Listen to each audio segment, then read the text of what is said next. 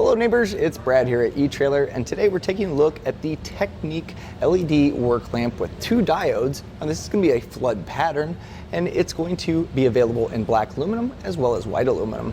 Now here we have one of the lamps on, and you can see what 750 lumens in a flood pattern looks like. It's quite bright, and the spread of light is quite large. Now if you're looking for something with a more concentrated beam focused on a smaller area, we also have this in a spot pattern as well.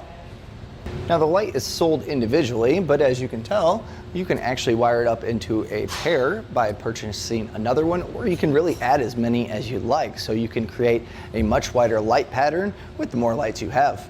Now with the flood pattern, it's covering a pretty wide spread here, but with 2 of them, you can actually move this around on the pedestal to really create a much larger area of light, and you can really cover a whole wide area. So if you have friends hanging out outside of the camper, or you have a work area set outside your truck, you're going to be able to spread this out nice and wide to cover a large area. Taking a closer look at the light, you're going to see it has 2 diodes here, and that's what emits that 750 lumens of flooded light. Now this glass case here, along with this black powder coat finish housing here, creates a waterproof seal. And the powder coat finish is really nice too, because not only this stays safe in the weather, but also it's going to hold up to the weather long term with that finish, so it's going to look great for a long time to come. Now speaking on that durability, there's also military grade circuit boards on here. That way, with a little bit of rattling and bouncing around as you go off-roading, it's going to make sure that it stays working properly.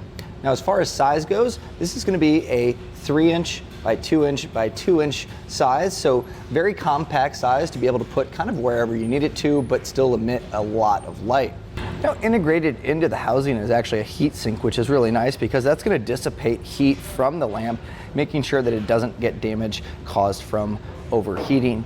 Now, something else that we kind of pointed out earlier is the ability to be able to move this in any position and lock it into place, and that's with this pedestal mount here. Now, as far as mounting it onto your vehicle or camper, this actually, we're using a bracket that goes on this Rhino rack, but there's a bunch of different brackets available here at Etrailer to find a custom fit. Now, if you are mounting just to a solid surface, whether it be a headache rack or a push bar or a bumper, this is going to be pretty easy to just drill a hole and run that nut behind it to tighten it up. Now, as far as the installation goes, it's extremely easy, as there is just 2 wires to connect. So let's actually take a look and see how we got this installed on our camper. Now we're going to be installing this 6 LED floodlight, but if you pick up a different variety of LED lights, they're going to have the same 2-wire installation. So following this is going to be pretty much identical to what you'll be doing with your LED light. To begin your install, you're going to want to find a place to tie into power and ground. Now this particular Campbell has a distribution panel that has a switch already into it, so we're going to be using this. But if you don't have a distribution panel, there's plenty of switches available here, and that's going to allow you to turn that on and off and cut that power whenever you don't want those lights to be on. But you are going to need to tie into that power of your battery as well as the negative to get these to work. Now we already have our switch installed, but if you were to wire up your own switch, here's an idea of kind of how it's going to look. You're going to have your 2 wires coming from your battery, your positive and negative, and those are simply going to tie into the same Spade connector as your wiring that's going to go to the light itself, and really your switch is just a disconnect. Doing this is going to allow that power to actually create a full circuit, and when you close that off, it's going to shut it off here. So pretty easy. So if you need to wire up your switch, here's a nice diagram on how to do that.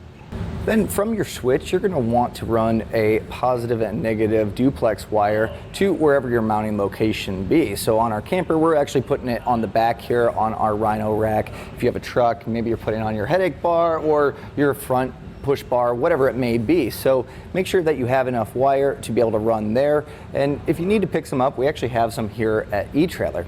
Now, the next thing that you're going to want to do is determine how you want to mount your light. And here we actually have a heavy duty bracket specifically for the Rhino rack that goes in the track here, which is really nice.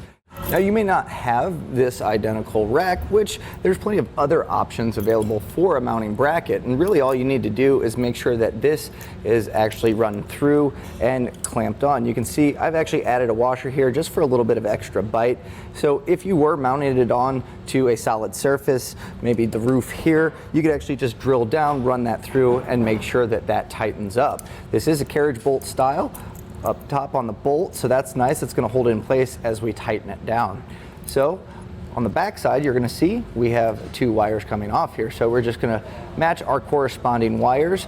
Black is going to be our positive, white is going to be our ground. Now we're going to be using Spade connectors just because we're going to be test fitting quite a few lights here. It's going to make for a quick and easy disconnect to put the next light on. But if you're routing this and it's going to live outside the vehicle, or any of the wiring is going to be outside the vehicle, I highly suggest picking up some heat shrink butt connectors. And these are really nice because once you actually crimp these down, you take a heat gun, these are going to cinch around, creating a watertight seal. So that way your connections aren't going to get corroded or get brittle over time. These are going to hold these in place really nicely.